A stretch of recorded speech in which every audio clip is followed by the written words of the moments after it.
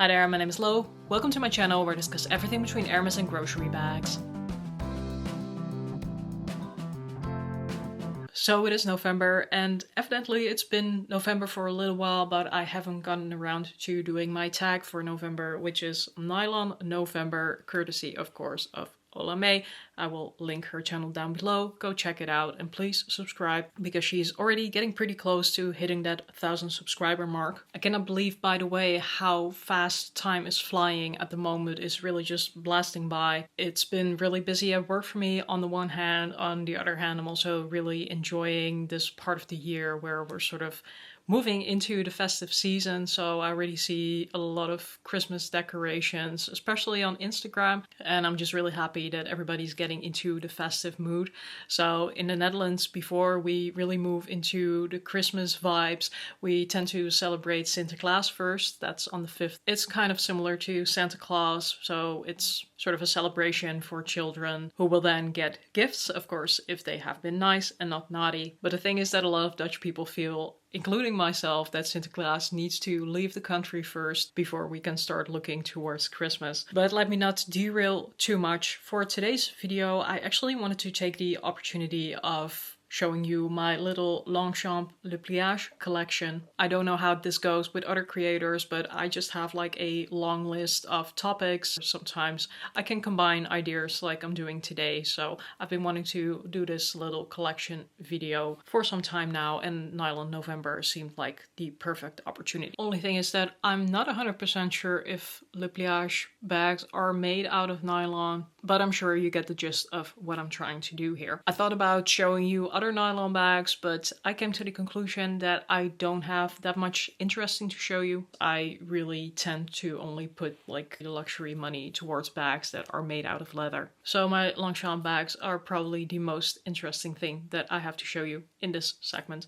So without further ado, let's dive into it. And to start off with, I have this Le Pliage in, I think this is the large size. So this is probably the most common one around with the long handles. This is in a bit of an odd color of brownish green. I made a video some time ago, I think it was about the bags that I would buy again today if I were to start over, and I made a remark that I would still buy the Longchamp Le Pliage. I see a place for this style in my bag collection forever. The thing is that all of the Le Pliage bags that I bought on sale, and because of that, they're either not very standard in terms of color or in terms of style. This large Le Pliage is probably the most common one.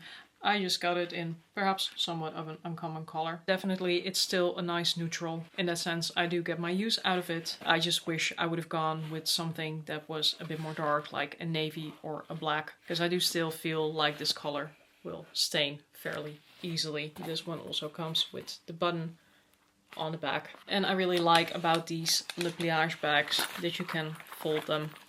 I mean, regardless of whether they have a button, actually I will fold them. They're just super easy to store away, take with you on vacation, for example. Either use it as a travel bag because they're also just really lightweight, they're water resistant. I've said good things about these bags in my videos a million times before, so I'm not really looking to go down that road again, but they are just really, really great bags. Then the second one up is this one in, I think, the small size. So this is a red one, more of like a cherry red with silver hardware. I dressed it up with this little fluffy grape charm. I think this one is off the line with the thicker canvas, so you can also see that the zipper is a bit thicker. Again, I bought this on sale. I am not sure anymore where I got it from, but I really like the color. I wasn't actually sure whether the size was going to work for me because I do tend to use these Le Pliage bags as work bags. That's also why I want to have the long strap on them instead of the short handle. But I have actually found that even the smaller one will fit a MacBook, and it now even also fits my new 14-inch Dell laptop. I do have to admit that now that I go to work by car, my Le Pliage bags have been getting a lot less use because they are like my bad weather bags. And if you're just driving to work, fortunately you don't have to experience that much bad weather because I'm literally just driving from one garage to another garage, and I can generally just stay completely dry while going to work.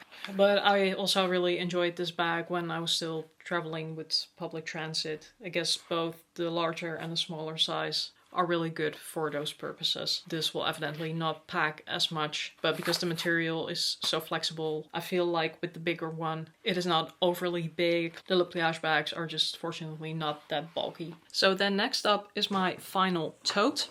This one I bought on impulse pretty much. Well, I mean, I had seen it around on glamoot.com. It's one of these sort of outlet websites that sells, I guess, sort of leftover stock, and then they have a warehouse in Italy. So I'd seen this bag on there for a little while, but then it was still quite expensive, more expensive than the regular version. And then at some point the price dropped, and I think it was around 80 euros, and then I decided to jump on it. So it's again this large tote with the long handles in a beautiful dark shade of brown, and it has this really cool figurative horsey print. I think this is just a really cool tote. Unfortunately, this one also doesn't have the button on the back. I will fold these bags regardless. The red one also doesn't come with the button on the back, but I mean, it is fine. It's convenient for storage if they do have the snap button, but it's also okay if they don't. So that is the third one. And then there's only one left, and that is this mini backpack. I stumbled upon this again on some sort of outlet website and felt like I just had to get it because this was really, really cute. And yeah, it is a very nice backpack.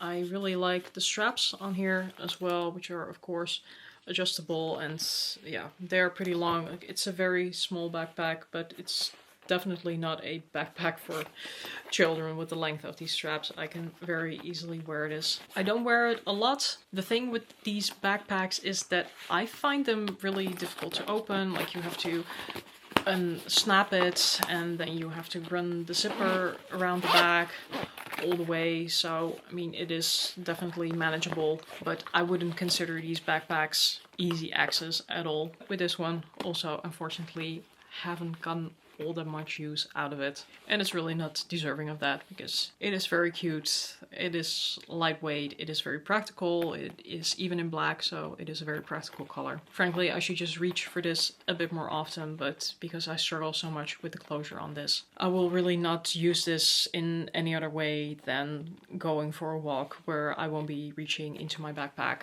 every other minute. So that's all the Longchamp that I have, and frankly at this point in time I'm also not really looking to add a lot more, but hope you enjoyed it nonetheless. If you did, please give this video a thumbs up and consider subscribing to my channel. That's always much appreciated. Remember, for now, there's a styling situation and a taste for everything, so don't judge, wear whatever the bag you like, and as we say in Dutch, doei!